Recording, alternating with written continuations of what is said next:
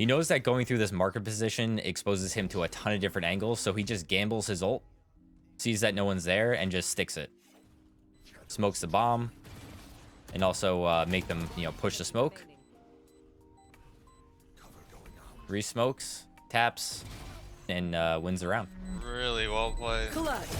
If you've ever wanted to play Omen like the pros, look no further than Zander, a current pro player who helms the controller role for M80. I've used his Omen playbook in my own games on Ascent, and since then have improved significantly. That being said, today we're going to VOD review Zander and extract all of the juicy Omen gameplay so you can learn how to play like a pro. Not only that, but in the description of this video, I've included Zander's playbook for your viewing pleasure. All right, that being said, I'm chill and let's get into it. So right off the bat, you'll notice that Zander is kind of doing this weird like jump spot, and it's not like a nervous tick or like a pre-game ritual or anything. It's actually a way to spot the enemy quicker by using the bottom of rafters. So you see as he kind of hits his head on the top there, and it's actually a quicker way to jump spot. You'll also notice this little like crouch jump thing that he's doing to see enemies in a main. This is called a silent jump spot. So I'll show you how to do that one real quick. So if you want to do that silent jump spot, all you really have to do is crouch first and then jump and let go of crouch. So crouch, jump, let go of crouch. And you'll notice that I don't make any sound at all. This is a really strong position for Omens to play in because you have this really nice flash that comes in and just tags all of the enemies that come through a main. Really powerful spot for the flash. And then if you need to get out because you're being pressured at this dice position, you can just turn around, kind of aim a little bit high, and all you have to do is jump and TP. You just got to make sure that you do it the first time, or you might get shot in the head when you're jumping there. Nothing else really important happens this round, and they all kind of just die. So we'll move on to round 5.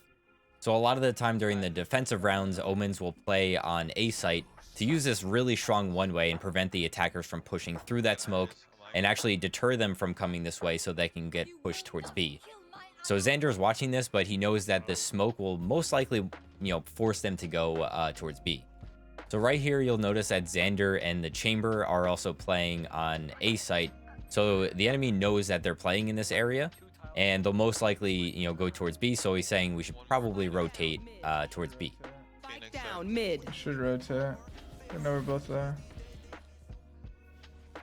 So right here, Zander gets the comm that they're both B, and there's one teammate that's unknown on the enemy side. So he's going to just take the gamble and rush up a lobby and start rotating through mid towards B. Luckily, he finds the Chamber in mid and gets a nice pick. Unfortunately, the Chamber goes down, and he has his ult here, so let's see what he can do. He knows that going through this market position exposes him to a ton of different angles, so he just gambles his ult, sees that no one's there, and just sticks it. Now he's jump spotting, make sure the enemies aren't there.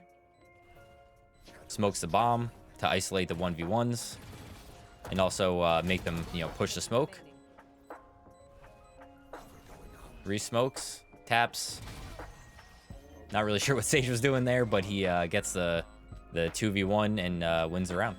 Really well played. Clutch. It was really well played, Asuna. So Zander's going to play on A with his teammate here and get a little bit aggressive because they think that it's going to be an A hit due to the many rounds that they went B in the past. So Zander throws that one way again and then moves into Wine to help his teammate fight for a main. So he's going to one way again and then play in this really strong position, getting a pick. This blind here is insanely strong because it covers the entire corridor of a main. I believe he flashed the Sage here, and then his teammates come out and help him win the rest of the fights. A bunch of trades go out, and they eventually win the round, but it's pretty close. Luckily, the Chamber was on the flank. Another thing I want to mention is this height difference due to the stairs that go into Wine.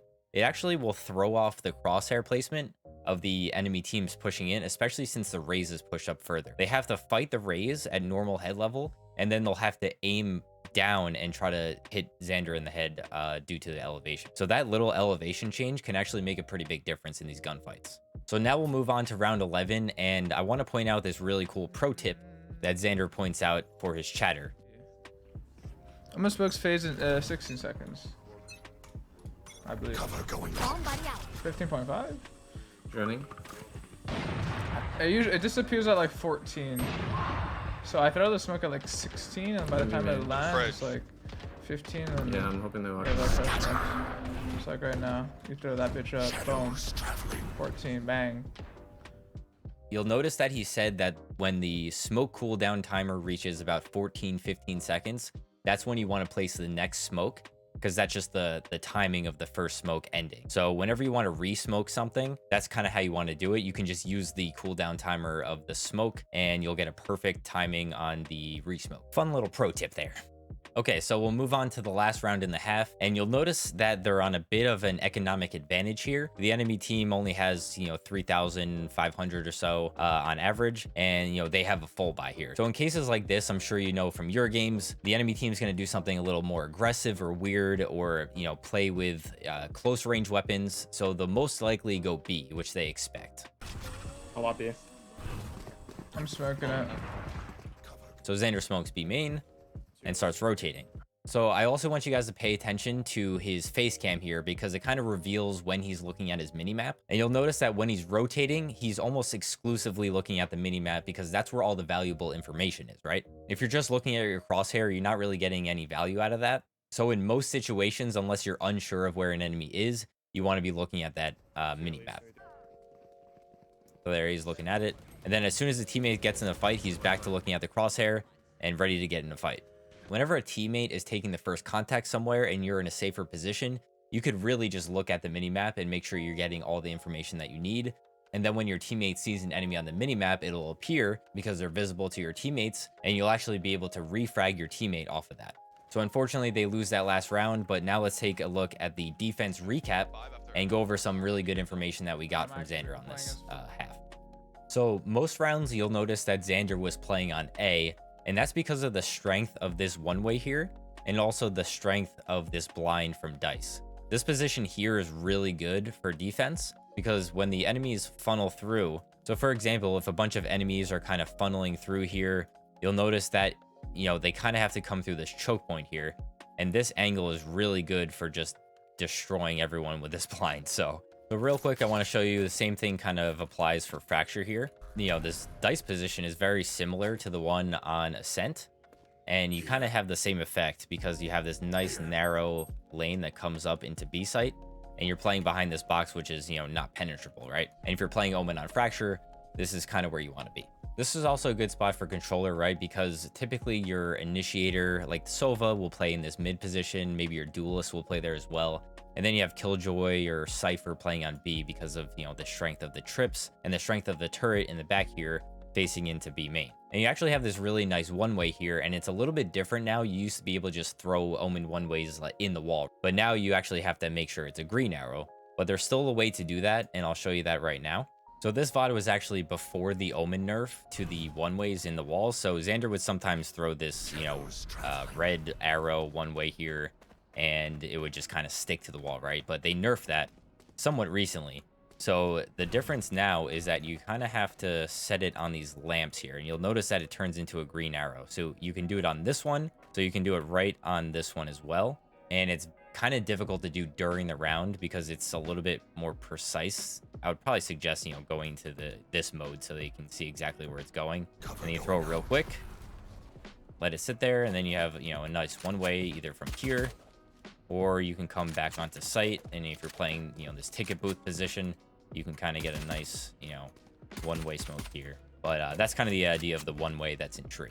So Zander only lurked once this round, and you really only want to lurk maybe a handful of times on each half, because the attackers will eventually get used to it, right? And they'll be on high alert next time that, you attempt it. So he anchors A site and eventually pushes out through lobby and gets this pick on the chamber, and then eventually comes into market. So you have all these angles that are looking at market, right? So they could be playing in B main, they could be lane, they could be stairs, they could be CT. So you have basically 4, they could even be close left.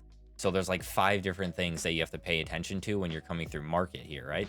So it's pretty much safer to just ult into, boathouse, and, hopefully they're just not playing in there, and he kind of just gambles it and actually gets the win because of it. So sometimes you just got to take a gamble. And last, they also had this really strong play with the raise in this wine position. So sometimes if you're playing with the teammate, you know, you could play this more aggressive position to take control of A main and use this one way as well. So this one-way combination with the blind and fighting with the teammate is really strong. And like I said, on the, you know, the elevation with the stairs as well, this whole position here for Omen is insanely strong. So if you really want to prevent them from coming A main quick, you know, this might be one of the ways to do it. So that's a defensive recap, and let's move on to attack now. All right, so we'll skip the first few rounds because honestly, Zander dies pretty early on the first few ones. So we'll skip to round 16 where we actually see some nice gameplay and some impact from him.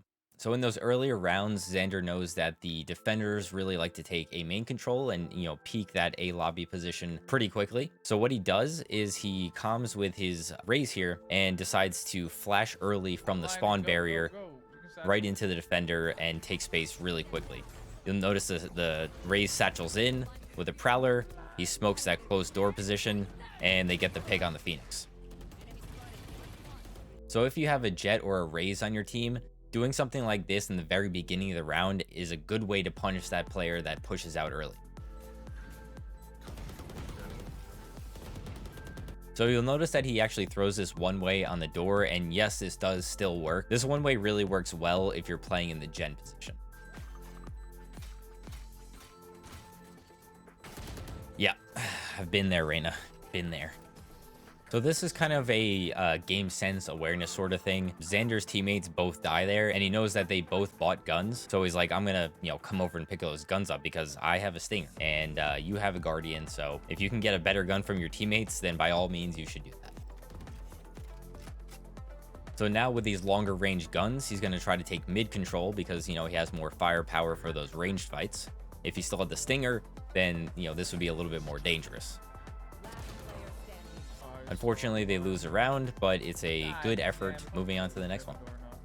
Okay, so real quick, something I want to show on this round. Obviously, they lose, but this is something I don't see a lot of smoke agents do, and that's smoking yourself in very, like, scary positions, right?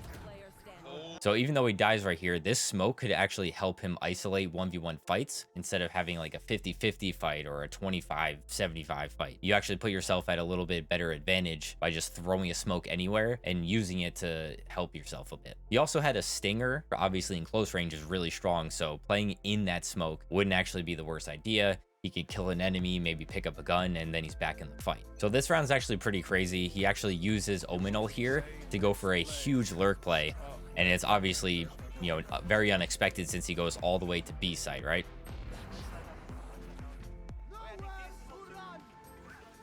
So this timing is actually kind of insane. The Sova is ulting from here, which is actually really good because it, you know, basically comes across the entire site. But he gets a crazy timing here. I think he might be actually too far away to hear him anyway, but, you know, gets a, you know, crazy pick on the Sova. Completely unexpected. I think he expected the Sova to be rotating away. Now that he killed the player by B and is gonna rotate through spawn, the defenders that are playing on A site now have to be very wary of his rotate, and this might actually be really strong because it'll allow the attackers to maybe push into site and do some damage and maybe even get a plant off. So this ult went from being just like a hopeful lurk play to an actual, you know, really powerful way to almost win the round. So ulting in this position, while risky, could have some, you know, really strong benefits. And unfortunately, he has to take this, you know, 50-50 gamble fight here with the chamber on the left and the Sage on the right. The Sage is playing really deep into this, you know, angle on the side here. So unfortunate, but, you know, he gets a pick out of it, and, you know, they go on to lose the round, unfortunately. So here Zander says that he can, you know, blind market from this position. So when he's at fridge here, he's relatively safe. Yeah, there could be one lurking top mid eventually, but the round just started, so he kind of has timing here. Flashes market, you know, smokes top mid to help his teammates go into market, and then he's actually going to fall back instead of going with them because he knows that the enemy team got picked in this position right outside of garage, and he's able to pick up a gun, and now he can fight with his teammates. Smoke CT, and instead of going to site, he's actually going to stay and fight with his teammates here which is something that, you know, you need to recognize as, you know, an attackers. When you're in these positions, you almost want to just contain or even put more pressure on the defenders that are trying to come into sight, because they have to come through these very narrow, you know, choke points from market and from CT. So staying with them and, you know, having this nice little setup of essentially this, you know, 3-way crossfire is going to be really strong in the post plant. So they have one teammate planting, which is Asuna on fade, and they have this really strong, you know, crossfire. Good flank. Market and CT. No chance of winning this for the defenders, and, you know, they just push up on the Omen and win the round. You don't have to come.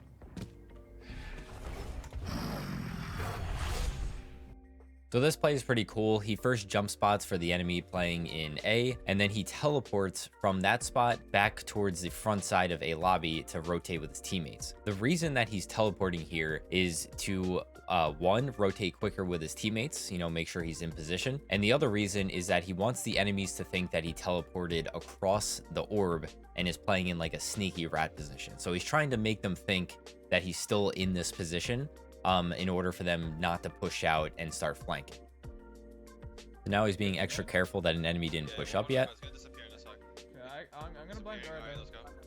He gets the blinding garden to help his teammates with the prowler. Smoking garden now.